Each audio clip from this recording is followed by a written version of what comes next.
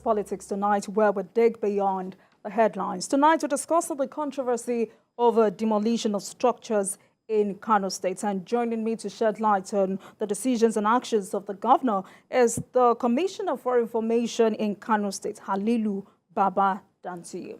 All right, Honorable, so all of this, retractions of policies, demolition of structures, many say this will distract the governor from focusing on governance. Don't you think so?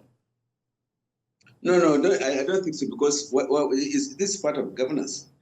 Because look, this is a tradition of government, a tradition of governance. You take over, see policies that need to be changed, you change them. See policies that need to be discarded, you discard them. See policies that need to be built on, you build on them. So it's not only in Kano, it's only because this is been done, and this been done is because of the massive destruction that was done in Kano by the previous administration.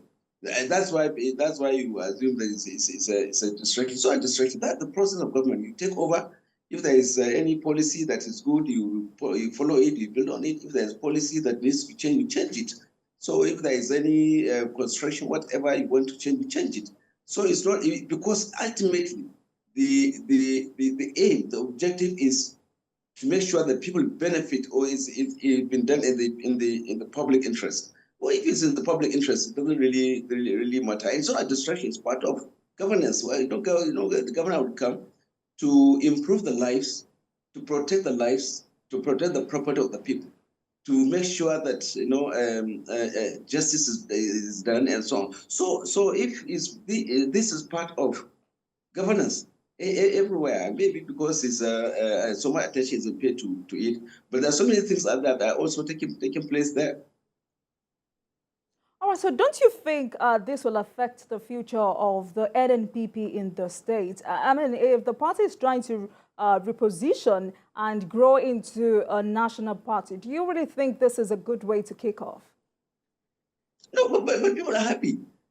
You see, people. Well, I don't want to say people like you, but some of people outside, they have this have a mindset. We celebrated Salah.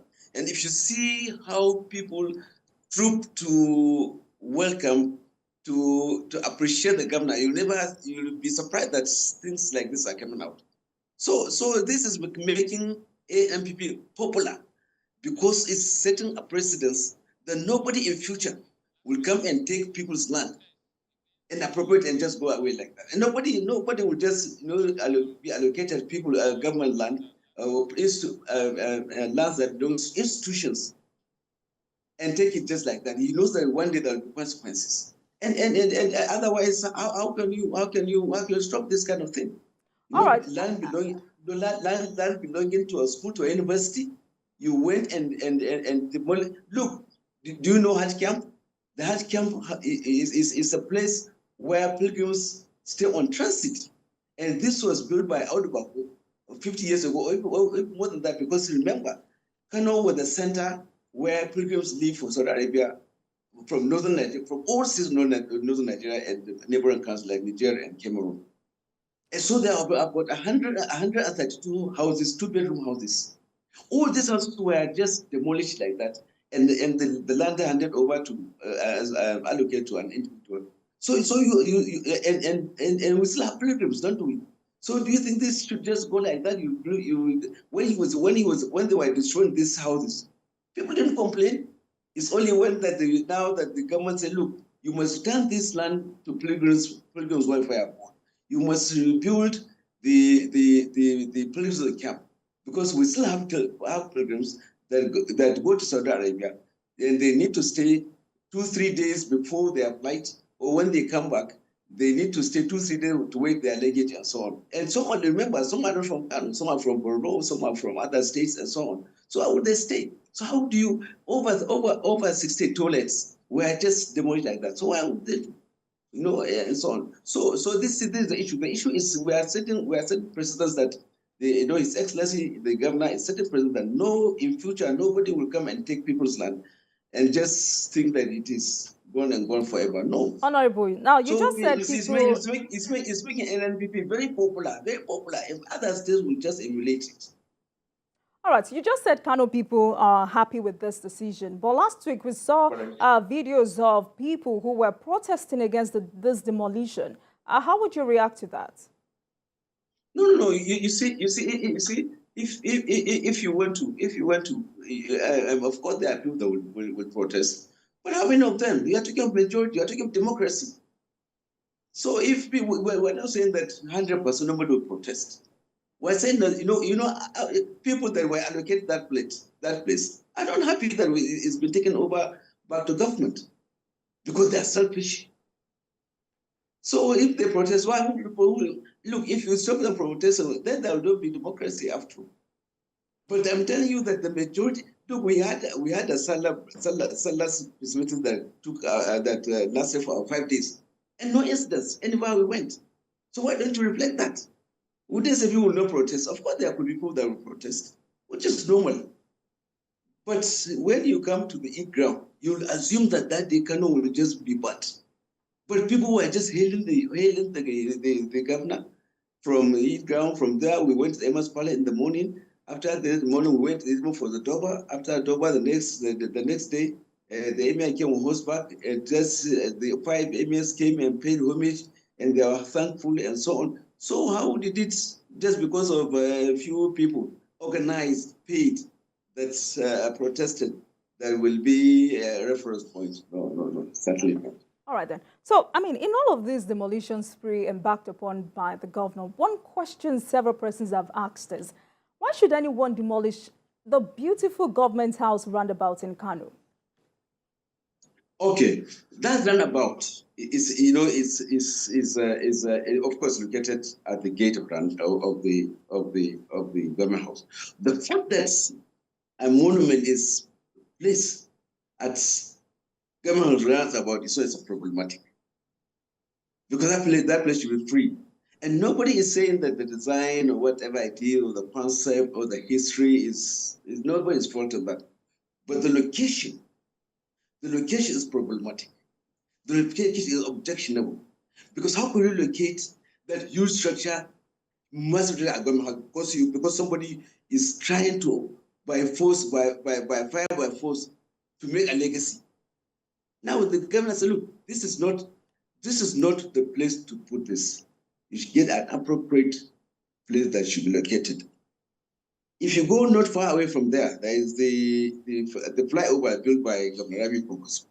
When he was building it, there was something like that, something small, but also historical monument, so to say.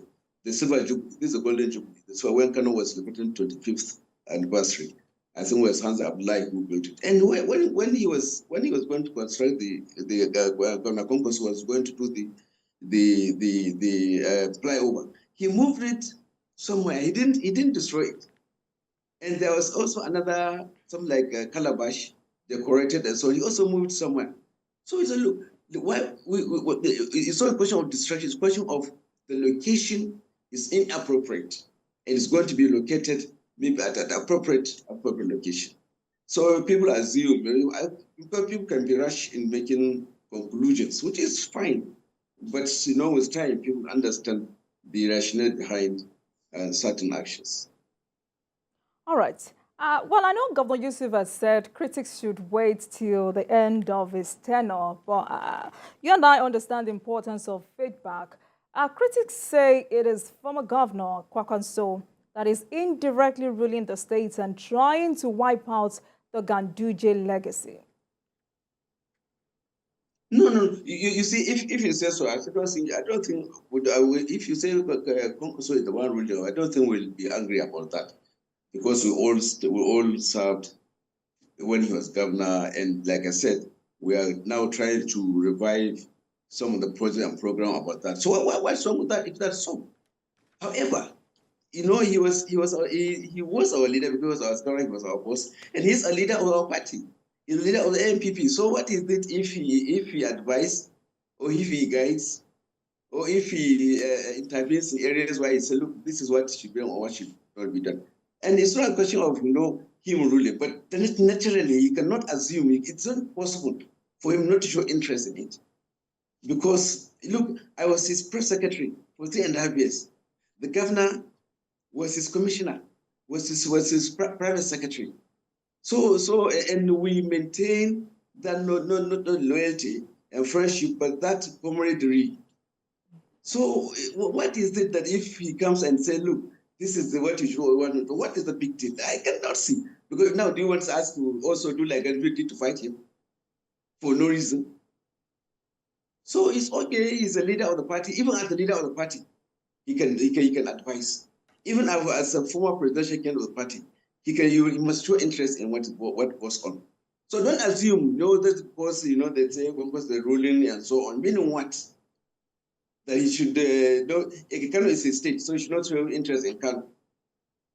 All right. No. I think yes. I think we are comfortable with his role, and whatever people say is, of course, their opinion. But we respect him, and we appreciate his guidance, and we will continue to follow him, because he has been giving us very good leadership, both at national and state level. All right, so let's talk about another critical issue in Kano State. Why is it that both Kwakwanso and Ganduje find it hard to forgive one another? Well, I think that question should go to Ganduje, who even said he was going to slap this pedestrian language. But in terms of let me say that I think essentially it's not really more than a personal thing. It's a question of developmental issue and a political issue. If Kwankwaso love for people of Kano, is different from Ganduje's perception, because let me give an example. When Kwankwaso was governor, he established 26 institutions for youth empowerment, women empowerment, and general development of the youth, and so on and so forth. Ganduje killed all the 26. So you can see the different perception of development. So if that perception will bring, some disharmony. But what at personal level, I cannot say whether there is any big deal. But in terms of what the concept of welcome should be, I think there's fundamental difference. And we don't want to spend so much time on it because that is a big distraction. We want to continue to build on what Congress has done. We want to continue to revive the projects that were abundant, which people were happy with, which have helped in the progress and the standard of living of the people that have been stopped. That's our business. So we don't want to go into semantics, into destructive politics and so on. So this is our governor. All right. But don't you think the bad blood between them is, hearing up the polity and causing tension in Kano State? Did you get my question? No, I didn't. So I'm asking, don't you think this bad blood between them is heating up the polity and causing tension in Kano State? Well, it may, but you see, it used to, especially when Ganduje was in government, because he was very powerful as governor, we had government. But without followership, without government, so I don't think they have people that will really cause bad blood that will bring any setback to us or to Kano. No, they don't have that people, they don't have the power, they don't have that strength rather. So, Honorable, if you agree with me that this is causing so much tension in Kano State, would you also agree that the people of Kano State are the biggest loser in this? A lot of people have said this has caused so much setback in the development of that state. No, you see, if you talk of tension, so much tension, I keep saying whether we're talking about the same Kano, whether the Kano I live in, because I've not seen the tension. There's no tension. This is my problem. People outside say there is tension, but we live in Kano and there's no tension. And as I'm telling you, I told you that we just celebrated Sunday.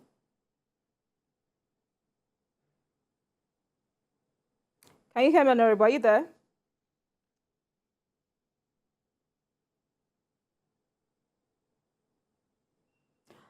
If you can hear me, are you Honorable Dantiye?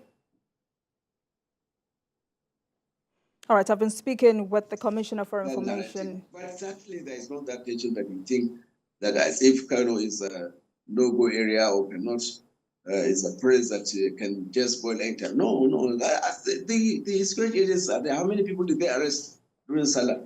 How many people did they detain during Salah? How many people? How? How many? No, nobody was really, there was no instance, in Kano. No. So, I mean, I asked you if you agree that this is causing a lot of setback in the development of Kano State. This is what the people are saying. Well, it depends on their perception. When the government is focused, we remain focused. But of course, I'll not say that, in certain areas, they're not causing destruction or they're causing some, trying to cause some dislocation in government or by peddling fake news, by peddling misinformation and so on. But in terms of serious governance, it's just normal like anywhere. If you go deep, each state has this kind of problems, especially where you have differences that are sharp and deep. But in Kano, of course, yes, I will not say 100%. It will not cause anything or it will not cause any problem. Yes, there could be problems here and there. Yeah, I accept. But by and large, there are still some that are affecting, the governance, the that be in terms of politics. Kano is a very, very, very heavily political state. We play politics, or people do politics in Kano all year round. If you go to Kano today, if you listen to radio, you'll assume that tomorrow is going to be election. So we are used to these politics and so on. People love politics, they play politics and so on. But governance is different from politics. In the governance, Abba Kabir Yusuf is a very rational person. He's very, very, very objective. Politics is different from governance. He has mentioned several times, even yesterday. He said, look, all the elected government chairmen don't belong to our party. But it doesn't matter. I want to work with them because our interest is the progress and development of Kano people. And he said he was very happy that they have understood this and they're cooperating with the government. So what setback? All of the local government chairmen have belonged to the opposition party. But the government is working with them. All right. So let's talk about your party now. How would you describe the future of the NNPP? Well, the future is very bright. The future is very bright. Just wait and see. The future is very bright because this is, because we are used to parties that come from top to bottom. Ours is from bottom top. So now, and this is the litmus test, Kano. So if Kano is able to do well, which we are doing under the governorship of Engineer Abba Kabir Yusuf, then others will continue to expand. And I just hope that maybe during election will continue to be free, fair, and credible. And you'll see wonders. All right, Honorable. So I know you must have heard people calling your principal, Dr. Rabi Kwankwaso, a regional champion. So what are you doing as a party to extend the influence of NNPP beyond Kano State? Well, you see, people give labels and so on. You cannot call Dr. Kwankwaso a regional politician because he has always been a national identifier as national.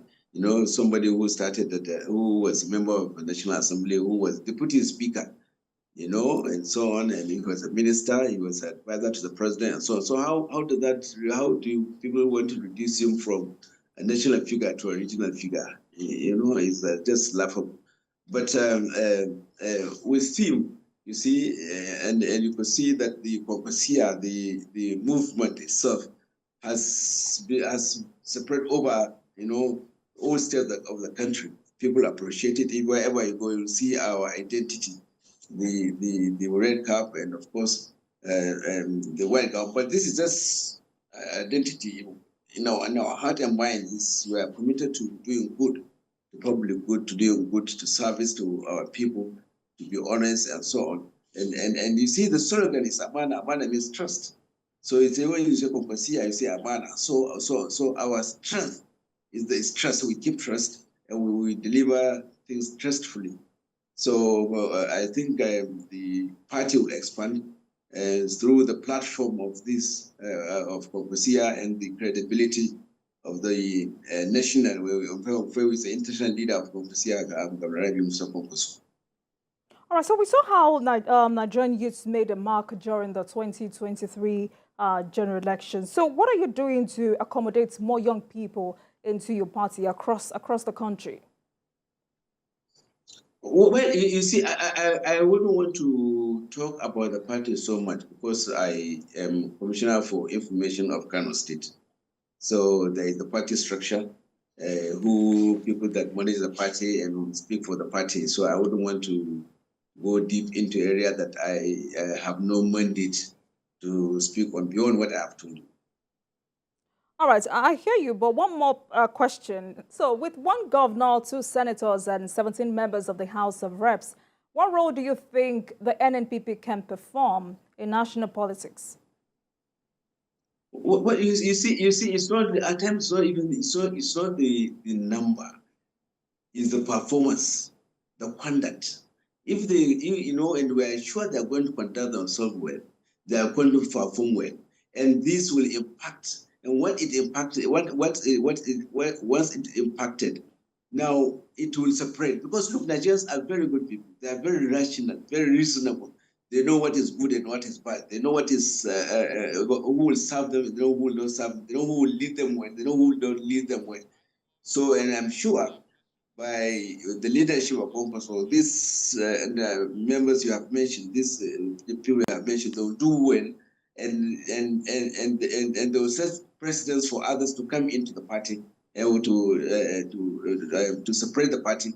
And I'm sure it's not really in terms of number, because even in terms of number, see the impact they're making at the National Assembly now, and that it has not even started. All right, this is the beginning. All right, so let's get back to your forte. I mean, the new administration has resuscitated scholarship for foreign studies in that state. What prompted this decision? What prompted the decision is, like I told you, where Governor Yusuf's government is an offshoot of former Governor Rabi's government. He was deeply part of it. And Governor Rabi Musa Konkuso, I told you I was his press secretary for about 4 years, 3.5 years.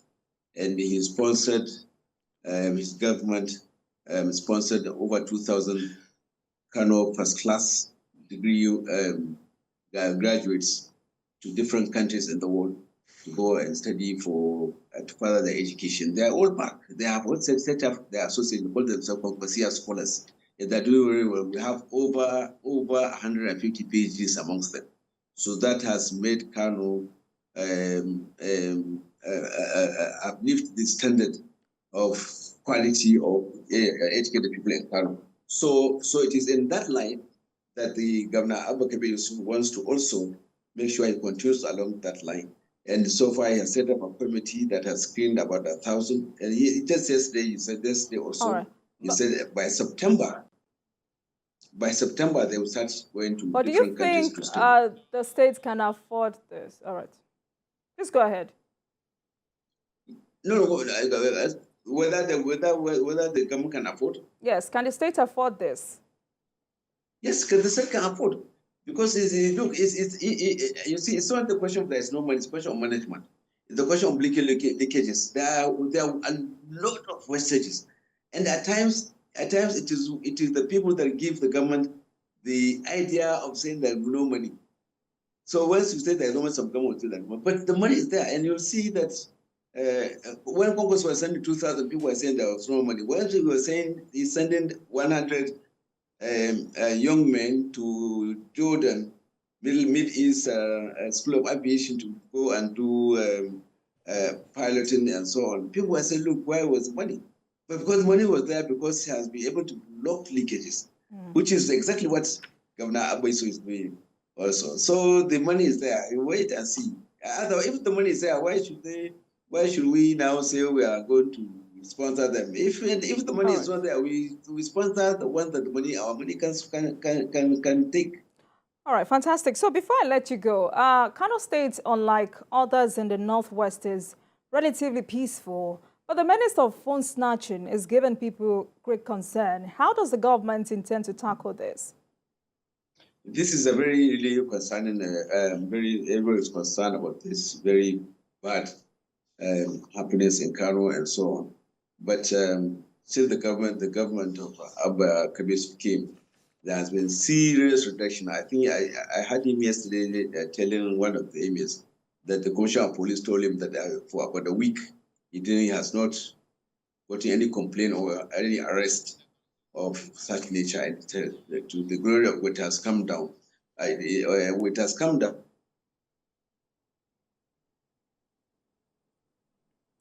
Honorable, are you there? All right. I've been joined tonight by the Commissioner for Information in Kano State, Halilu Baba Dantiye, and tonight he shed more light on the controversy over demolition of structures in the state. Thank you very much for joining us tonight, Honorable. It's been a pleasure speaking with you.